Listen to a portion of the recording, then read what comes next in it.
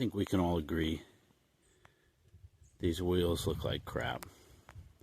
I mean, I know there's other things that look like crap, but these wheels, they look like crap. I got these off of eBay for, I want to say like 70 some bucks. They're called Imposters. And they're made with Taiwanesium. And they're held on with these clips here. So you don't need any tools to remove or install them.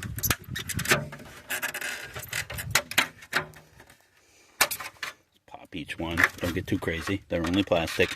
They're Imposters.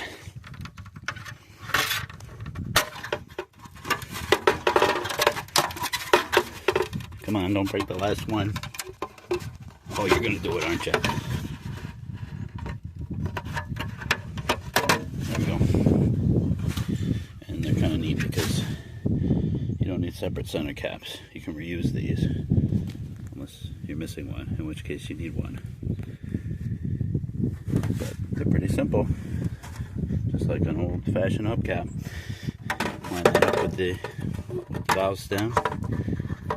Line these notches up with the lug holes, and just go around and they snap right on. And now I can confirm they work at least twice.